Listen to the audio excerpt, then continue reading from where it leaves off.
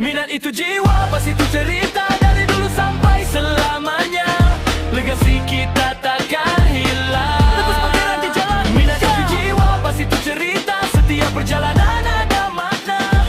Legasi bas Malaysia untuk semua pecinta bas Malaysia.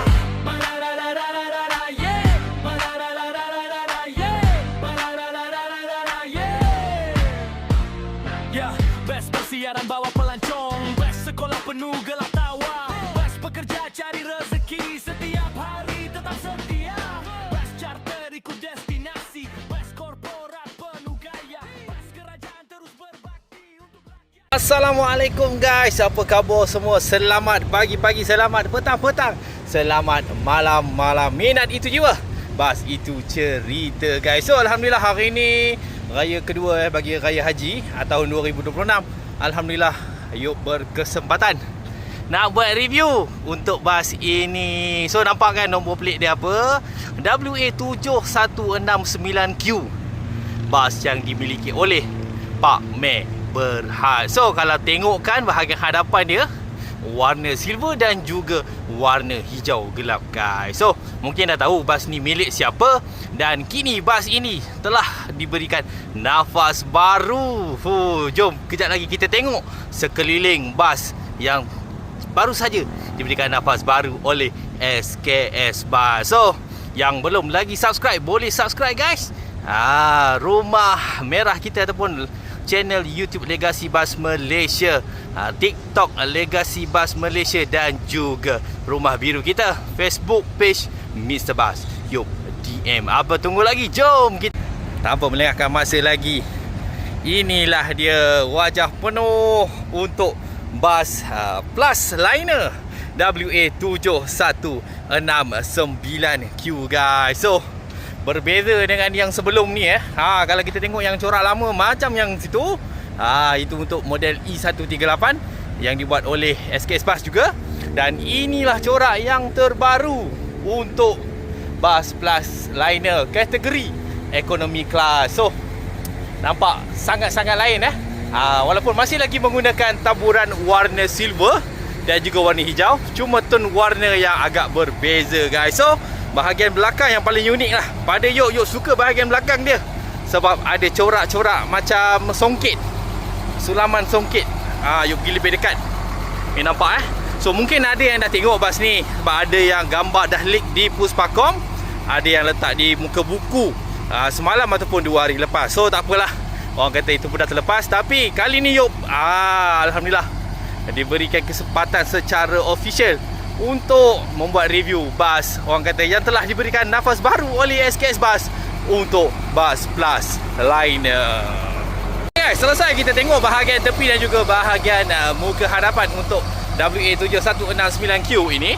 Bahagian belakang simple sahaja, hanya menggunakan warna hijau dan juga warna silver sahaja, dan menggunakan font Plus Liner yang baru ni dia font Plus Liner yang baru, Most Frequent Highway Express. Masih lagi mengekalkan slogan yang sama. So iaitu font yang lama masih ada juga Most Frequent Highway Express, dan inilah font yang terbaru yang Plus Liner gunakan untuk bas-bas mereka. So sebarang pertanyaan dan korang boleh nak dapatkan tiket melalui WhatsApp, boleh hubungi nombor telefon yang tertera 0122454548, ataupun boleh layari laman sesawang mereka www.plusliner.com.my.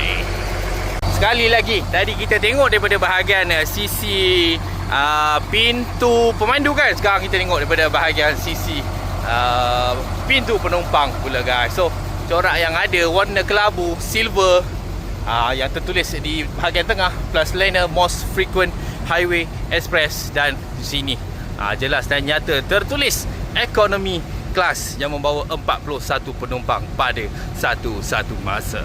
Selesai kita tengok bahagian luaran, sekarang kita tengok bahagian dalaman pula guys.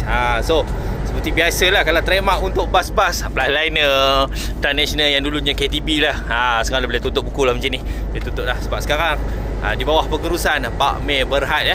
So bas ini membawa 41 penumpang pada satu-satu masa. Di ujung sekali ada 4 tempat duduk, dan ada berapa baris ni?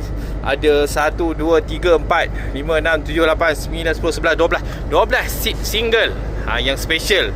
Saya rasa kat Malaysia plus lain dengan tradisional yang guna sebelum ni 1, 1, 1. Dia ada 3 baris, dan selebihnya kombinasi seat 2 tambah 2. So menggunakan setelah aircon ya.